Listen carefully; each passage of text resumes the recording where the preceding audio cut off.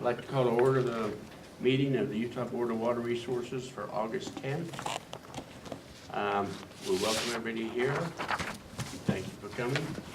We'll start out with the approval of the minutes of June 22nd, 2017. I'd make a motion to approve the minutes, Mr. Chairman. We have a motion by Mr. Lemon. Do we have a second? Second. Second by Mr. Stevens. All in favor? Aye. Chair report, we want to thank Blaine and Ben and all the staff that put on the tour yesterday here in Sevier and Millard County. It was quite enlightening. I thank you for your time and effort on that. We look forward to these outings and see the different projects, so thank you very much. That's about all I have as a chair report. We'll get into more later. Let's start out with the feasibility report. The first item is the Weaver Box Elder Conservation District, and we will have with us Ben Quick.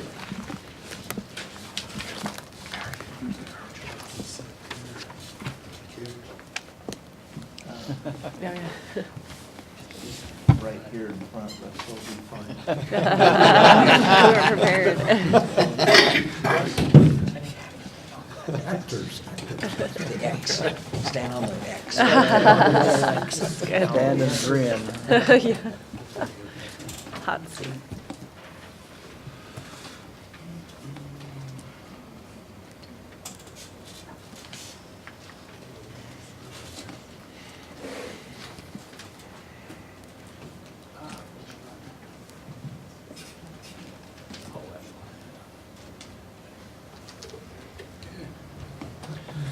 Okay, Mr. Chairman, members of the board. I think you probably need Susie to hold the mic. Maybe to hold the mic. No, it's good. It's good. Yeah, Wow, fancy. I'll talk louder. Okay, Mr. Chairman, members of the board. Weber Box Elder Conservation District, South Ogden Conservation District, and Ogden River Water Users Association are three separate entities, together constituting Pineview Water Systems, which supplies the majority of secondary irrigation water from Ogden to Perry City and serves 17,244 connections. These three entities were organized in the 1930s at the time the Bureau of Reclamation's Ogden River project was constructed.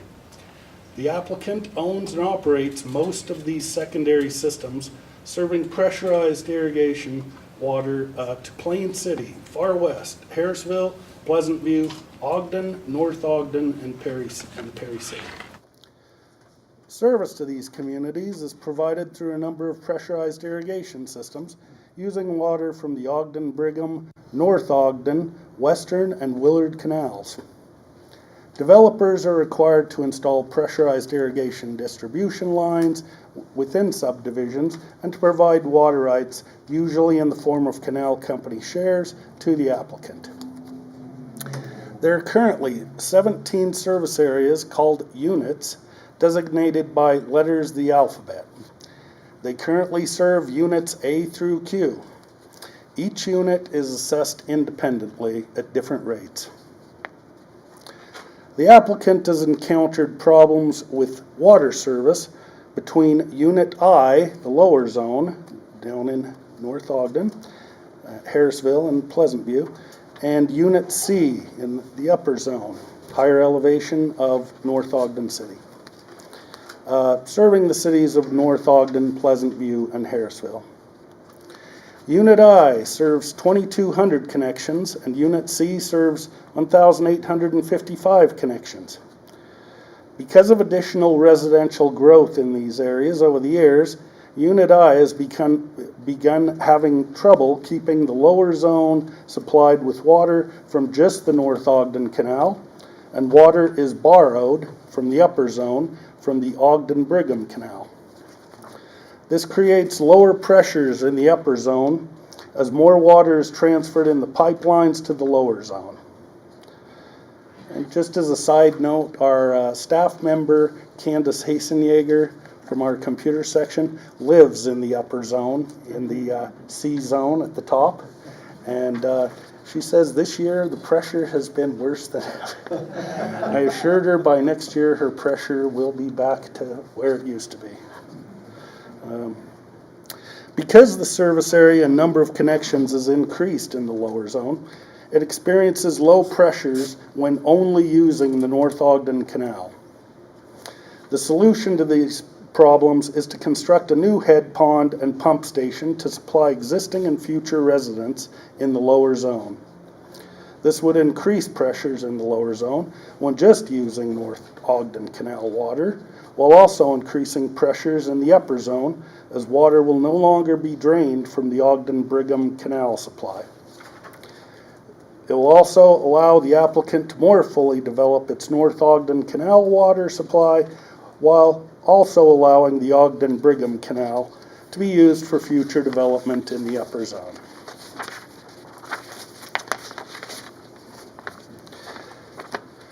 The applicant is requesting financial assistance from the board to construct a 13.9 acre-foot reservoir, a pump house, install 3 100 horsepower and 150 horsepower pump, and appurtenances to connect to the existing pipeline network and stormwater system.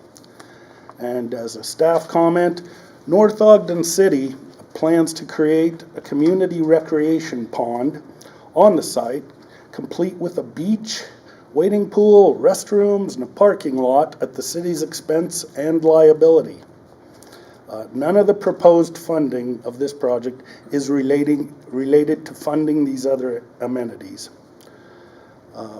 North Ogden will also divert some existing stormwater into the pond after it is cleaned with a water oil separator with the applicant's approval.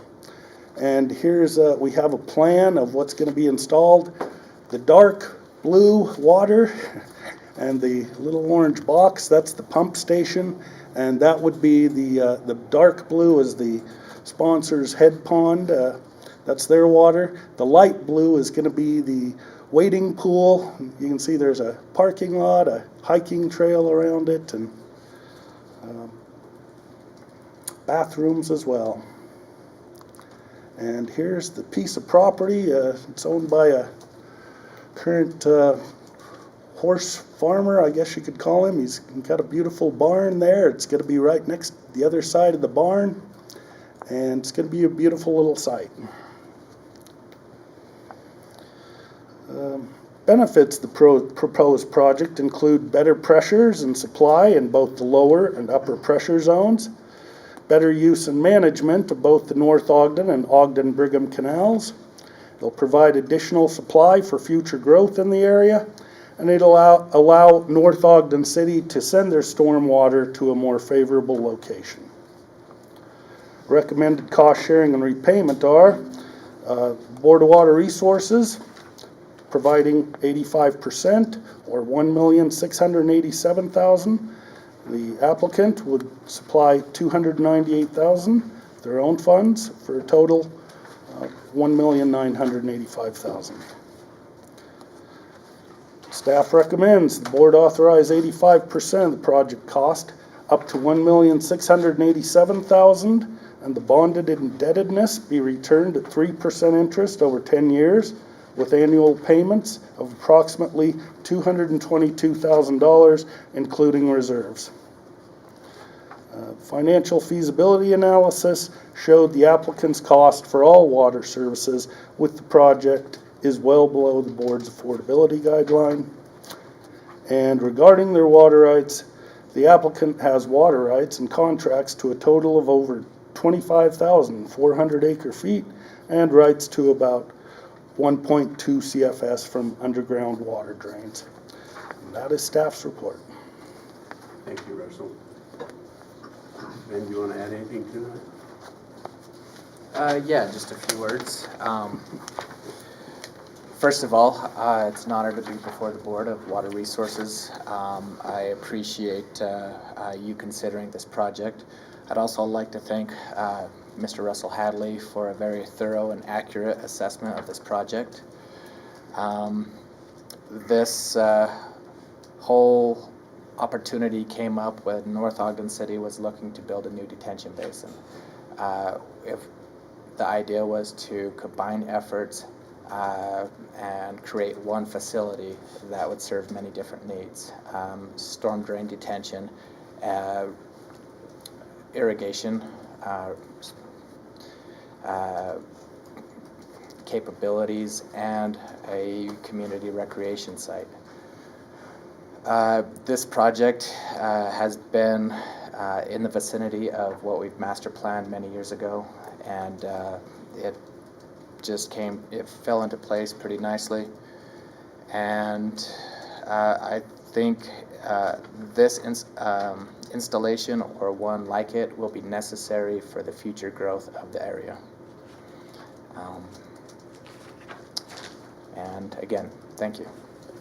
And a couple of questions, if I Yes, might. sir. Could just respond to the, it seems like we talked when we had the feasibility meeting about the future of metering, future connections. Mhm. You might just address that.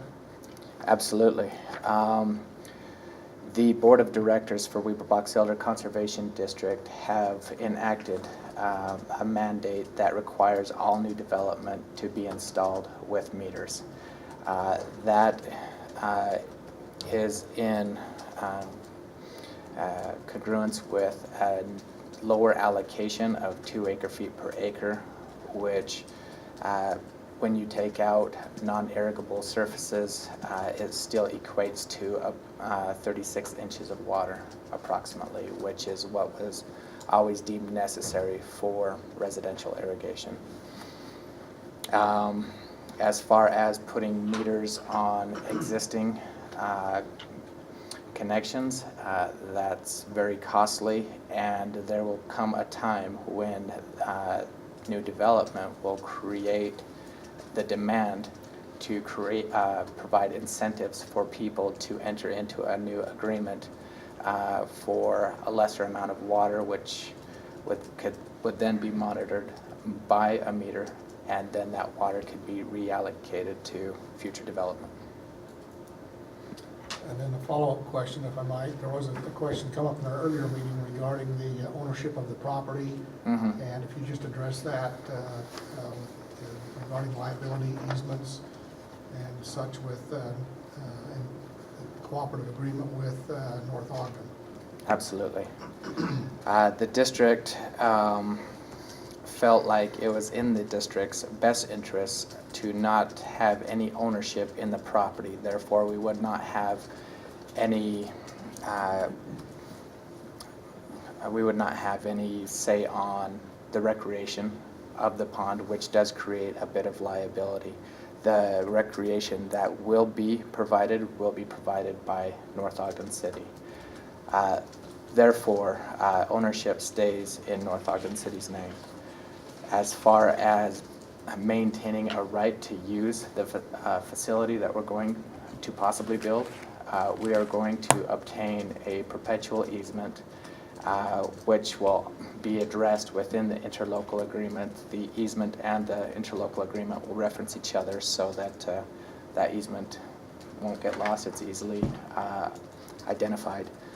And therefore, we feel that even if North Ogden City would want to sell the property, we would maintain the right to continue operating our reservoir and pump station. Other questions? Mr. Chairman, I think Kyle's questions answered a couple of mine that we had in the briefing meeting, but Ben,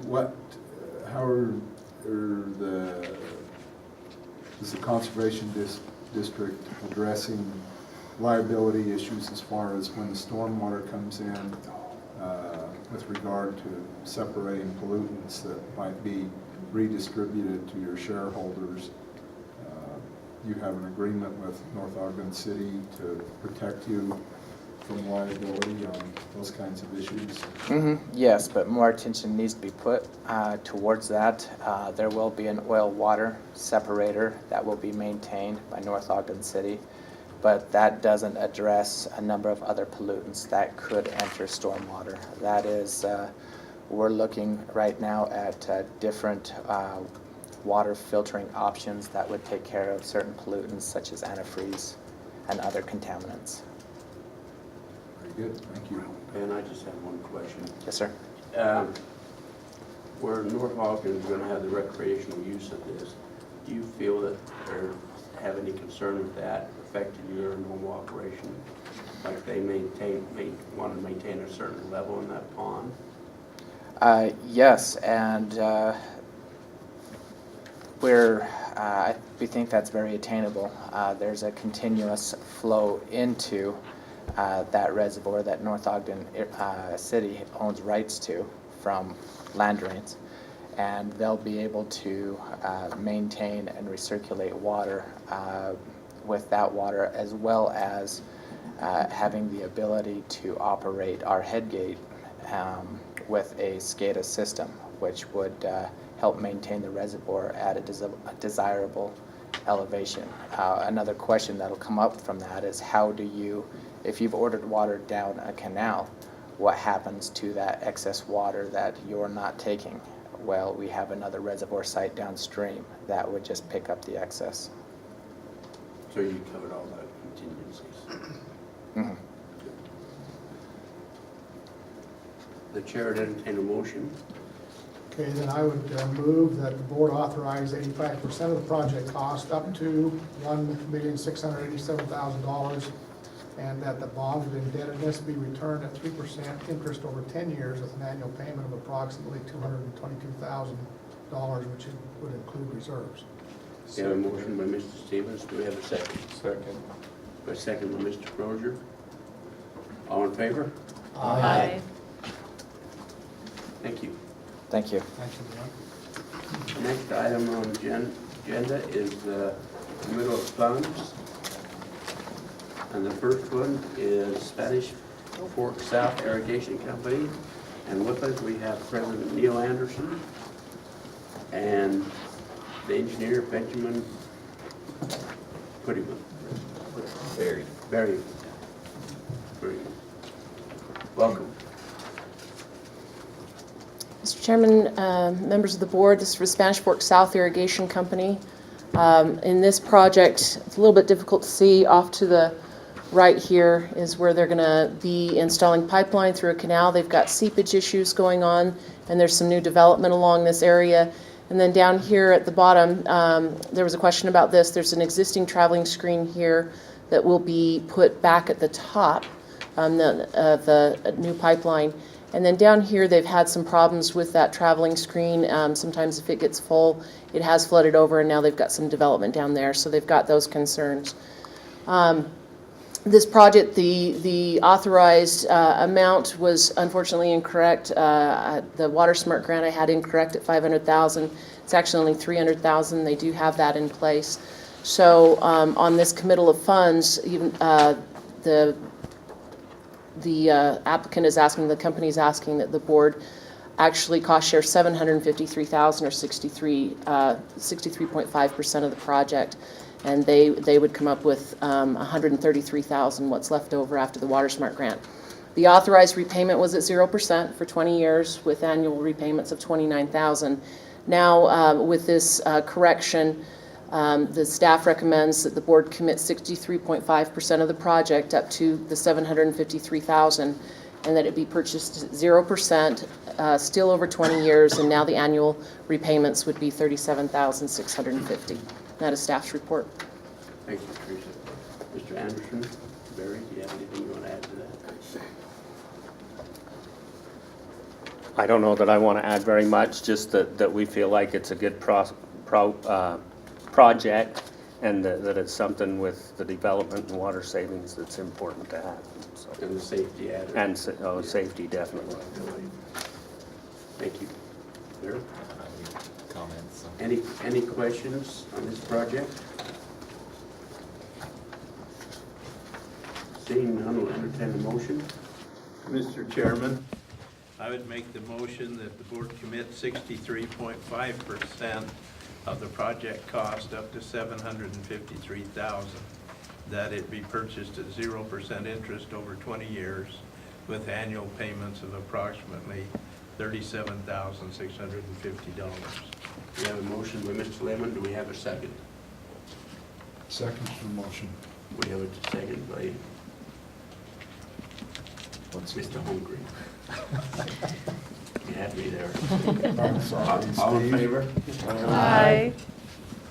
Thank you. Thank you.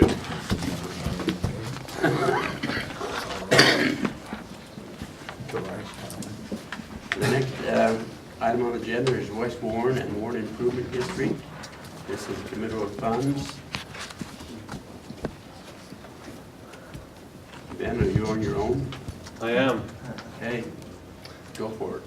Mr. Chairman, members of the board, the West Warren Water Improvement District seeking funds to replace 16,000 feet of their culinary pipeline system with 12-inch PVC pipeline. They would like to install 21 fire hydrants and all necessary piping and appurtenances for that system.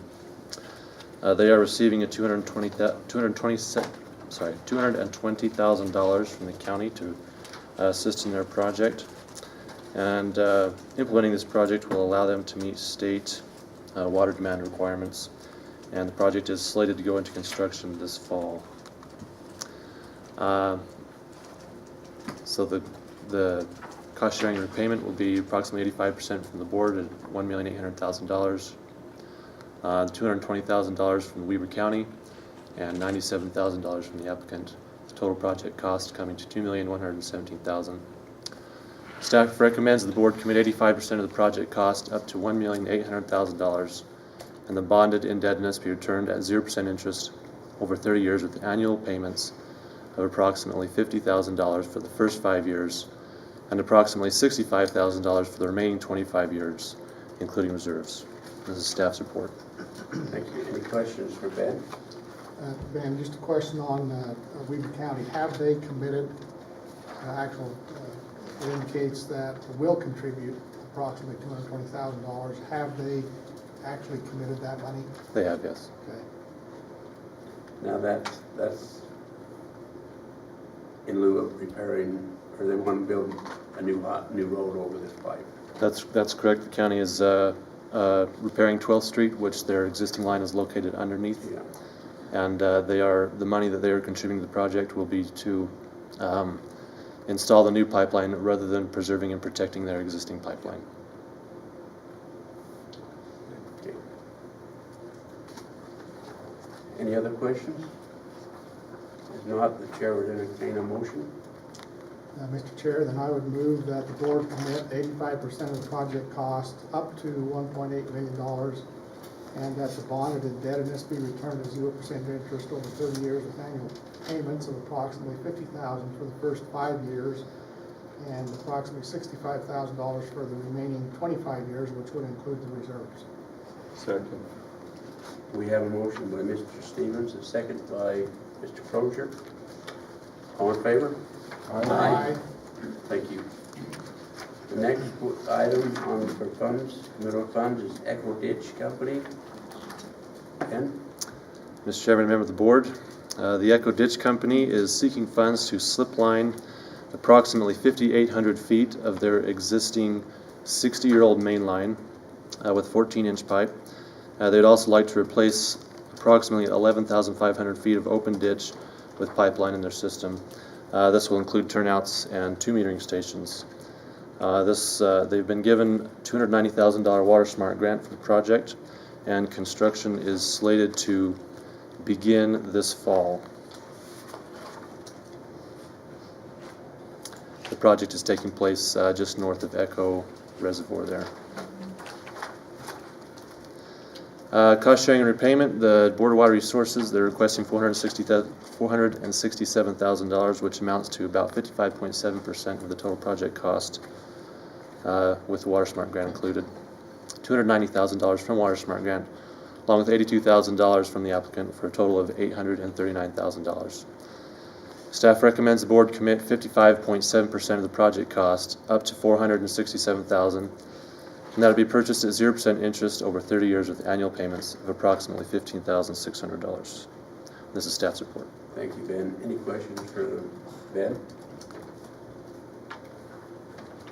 Seeing no question, the chair would entertain a motion.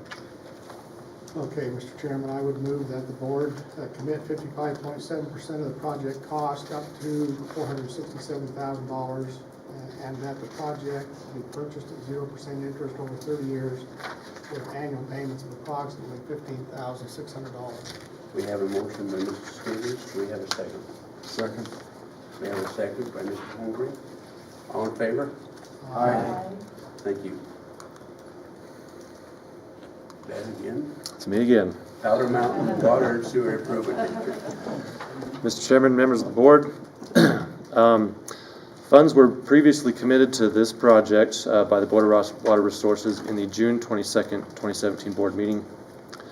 At that time, staff failed to recommend the same repayment schedule that was requested by the applicant and authorized by the board in the December 1, 2016 board meeting. At this time, staff recommends that the board commit 85% of the project cost up to $1,265,000 and that the bonded indebtedness be returned at 0% interest over 30 years with annual payments of approximately $25,000 for the first 5 years, approximately $47,000 for the next 10 years, and approximately $48,000 over the last 15 years, including reserves. And that's staff's report. Thank you. Questions for Ben? So basically, this is just a correction of a previous oversight. These are the same payment terms that the board approved of during authorization. Okay. And when we committed last time, we didn't, staff recommended different payment terms than were previously approved. So with that, then I'll make a motion that the board commit 85% of the cost of the project up to $1,265,000 and the bonded indebtedness to be returned at 0% interest over 30 years with annual payments of approximately $25,000 for the first 5 years and approximately $47,000 for the next 10 years and approximately $48,000 for the last 15 years, which would include reserves. We have a motion by Mr. Stevens. Do we have a second? Second. Second by Mr. Crozier. All in favor? Aye. Dam safety funding. Center Creek Irrigation Company. Russell? Yeah. Okay. Mr. Chairman, members of the board. The applicant delivers irrigation water from Center Creek, stored in 5 reservoirs, then pressure piped to 108 shareholders, irrigating 1,086 acres, including lawns and gardens of 105 homes, just southeast of Heber City, kind of up by Daniels Canyon there. 2 of the applicant's high-hazard dams, Dam 2 and Dam 3, have had dam safety concerns for many years. The reservoirs hold 150 and 86 acre-feet respectively. There's a few pictures of, here's the downstream slope of Dam 3. You can see it's held up by some timbers. It's kind of sloughing off there. Sort of. Well, there's some bell wire in there too. Yeah, there's a little different picture showing you how steep it is, and you can see at the bottom of the picture, that's the outlet pipe. The outlet pipe goes into the dam vertically. Another shot of that hillside. This would be dam number 3, 86 acre feet. Here's the outlet gate. It's a vertical corrugated metal pipe, goes right through the 2 dams, and they have to hand crank it on the downstream slope to open it up. Do they really need a lock on there? And here's the inlet. Both dams function just the same.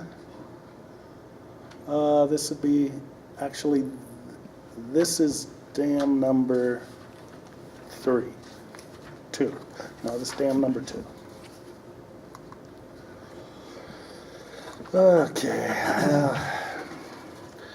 Okay, dam number 2 has been under monitoring status from the Office of Dam Safety for the downstream slope and toe because the steep slope has erosion problems.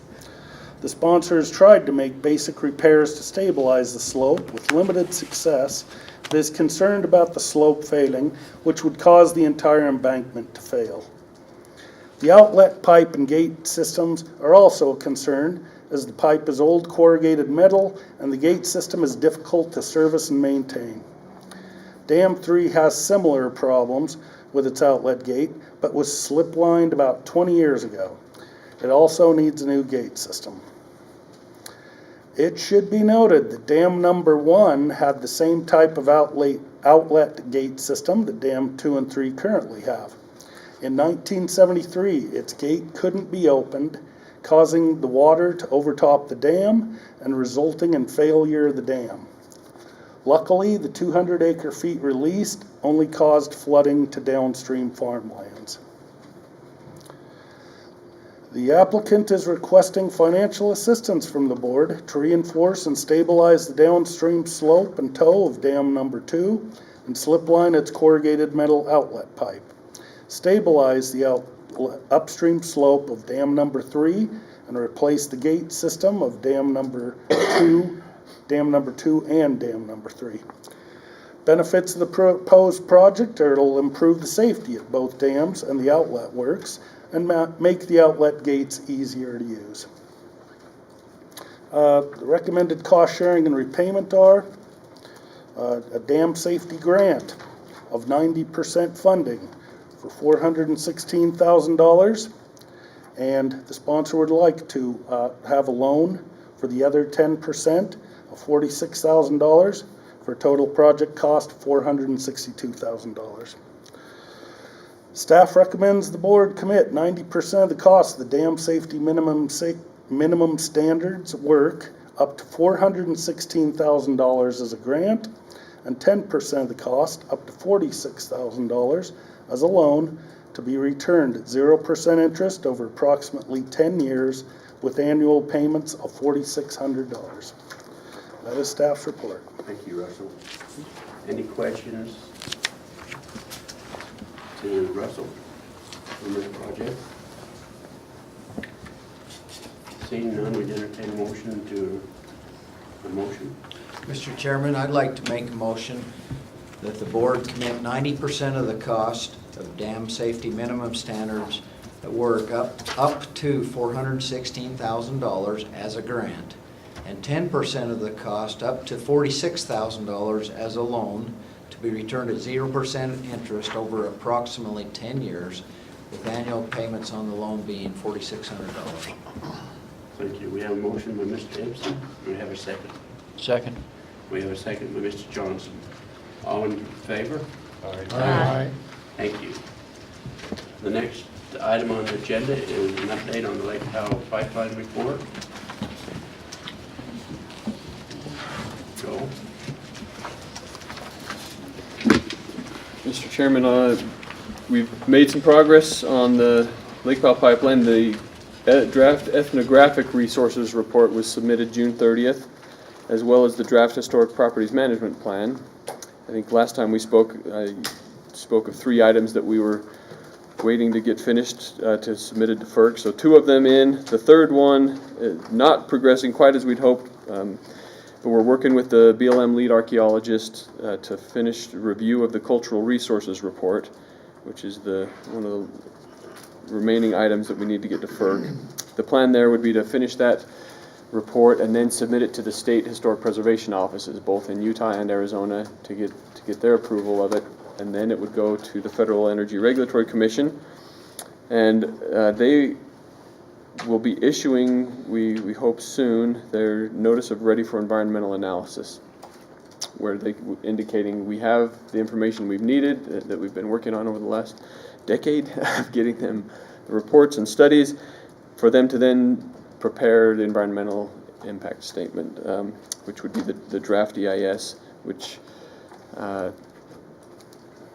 I guess it's hard to say the exact date that we expect that, but the word that we get from FERC is that soon they'll be issuing the ready for environmental analysis as we get this remaining information to them. So things are moving along. We're continuing to work with the related federal agencies, Reclamation, National Park Service, BLM, and FERC to answer questions as they go into this draft EIS stage, and we're pleased with the team that we have working on the project right now, and things are moving. It is difficult when you have so many moving parts and different competing interests with federal agencies, but we are pleased with the direction we're going, and that's a progress report for now. Any questions on Lake Powell Pipeline?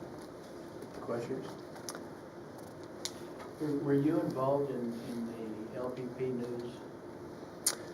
We have been Email involved sent in out. in helping that get put together. It's Yeah. kind of interesting, a good way to. Did all the board members receive that? We hoped that it would have come through email. Okay. We added you all to the distribution list for that newsletter. So. That's nice. I'll just pop Good information. If you've got suggestions on it, let us know. Thank you. Thank you. The Water Use and Conservation Report? Marcy? Morning, Mr. Chairman and members of the board.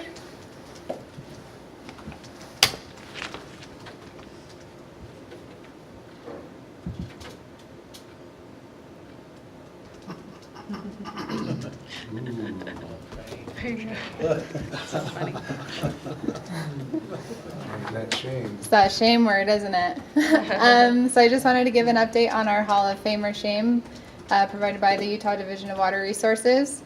This is our public involvement effort to get the public involved as far as if they want to share their concerns about water abuse and or sharing their fame examples and their water-wise practices. So far, since we launched this back in May, we've gotten 129 responses from the public. Approximately 20% of those have been compliments, and 80% of those have been water abuse reports, which is actually what we were kind of expecting, but we're happy to see that we've gotten a lot more water-wise compliment reports than we were expecting to. So for the shame graphs, we found that the entities that were most reported on were businesses, parks, schools, churches, government buildings, and the like, and the least amount of reports we got were on residencies, which is actually another shock to us because we had a lot of feedback of people didn't want each other tattling on their neighbors for using water improperly. And then the biggest types of water waste that we saw was watering during the daytime, so between the hours of 10 a.m. and 6 p.m., watering during a rainstorm, and watering the day after a rainstorm were our three biggest reports on the water abuse. For the fame, we got mostly single-family residents, a lot of people wanting to show off their what they've done in their landscapes, along with smart water fixtures and improving on just their overall use. And our last winner for June was Laurie Bryant from Salt Lake City, Utah. And this is just her yard that she did. You can see that she's gone all out to implement some rock use, water-wise plants. And it's not just in her park strip. I know that it's not the best quality of picture, but in her yard as well, she doesn't have too much of a green area to use water. So she's done a lot of drip system and things like that in her yard. And that is our Hall of Fame or Shame report update. You guys have any questions? Yeah. I wonder if the reason that businesses get that more, at least I've noticed in our areas, or churches or schools, is nobody's around, and if it rains that day, they've got their sprinklers programmed, and so they come on because nobody's there to change them. Yeah. But what could they do? Is there anything I don't know how you'd adjust that. Well, we have a great tool called our weekly lawn watering guide that gives people a pretty good estimate about how many times a week they should be watering their lawns. And I think that if businesses and schools and parks kind of followed that a little bit closer, it would probably be doing a lot better job. And What you know, about rain though? If it rains and nobody's around it? yeah, that would have chances to sprinklers. be maintenance crews, but unfortunately they can't all be there. Well, we understand that they can't all be in one place at once, and they have to be moving around a lot.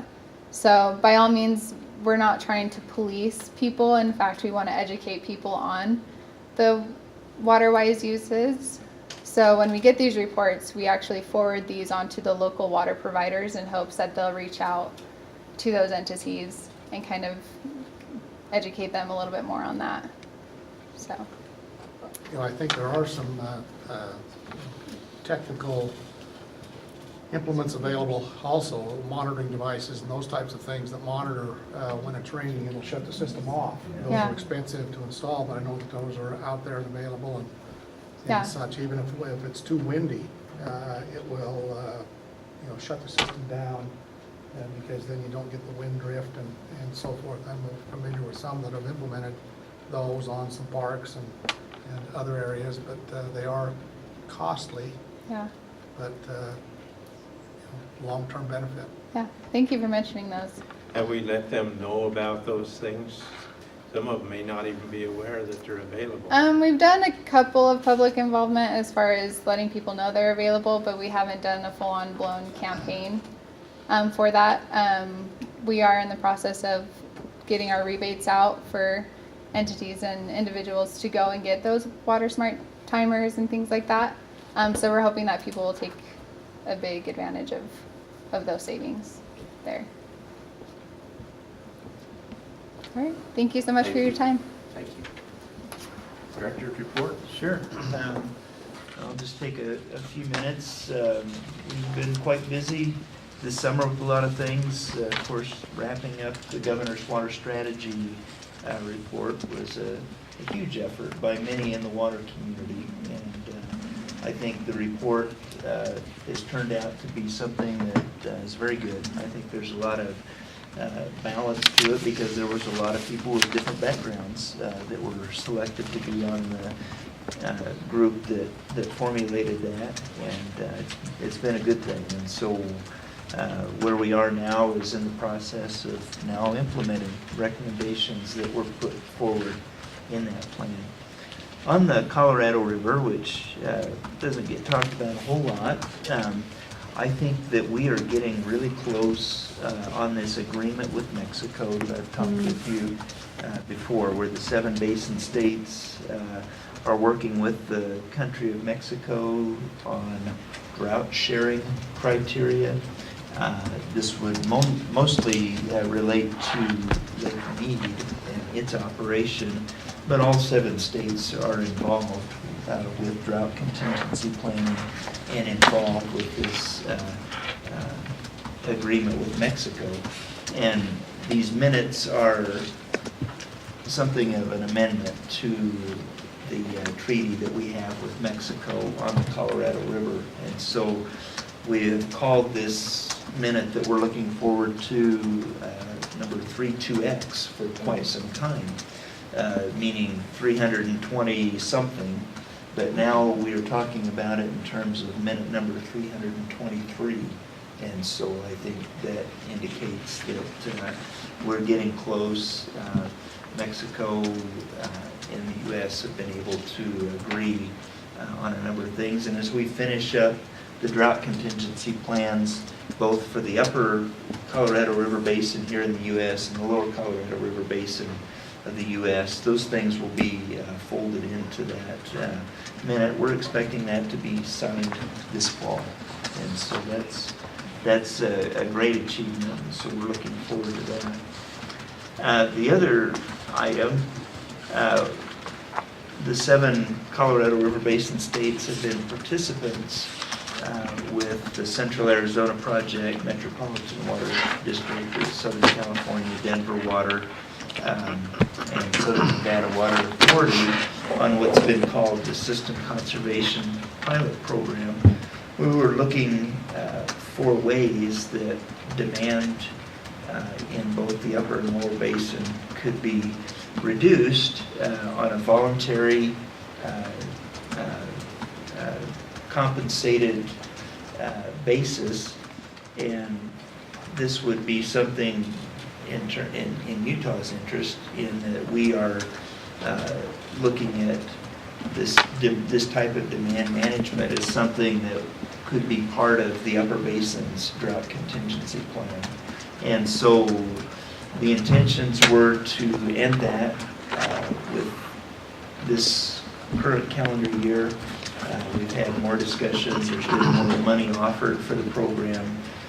7 states have decided, let's go one more year, see what we can learn, and so that's where we are with that. So a lot of things going on, a lot of things coming to a conclusion.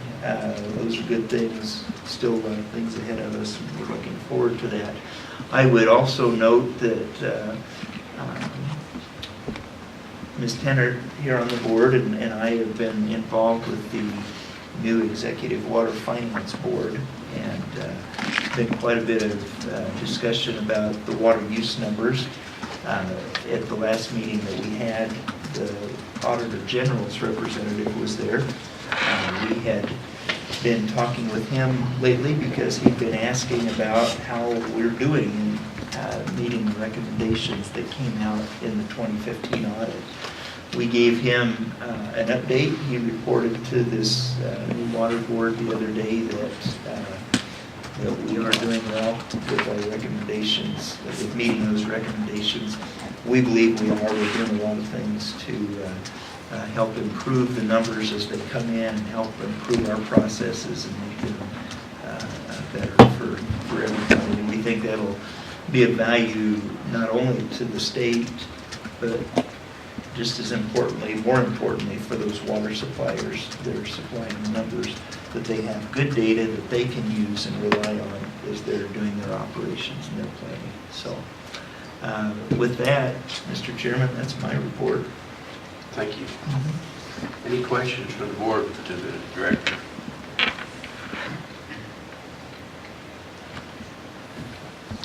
Seeing none, I just want to say thank you again for hospitality down here, Blaine, and to the staff for the tour.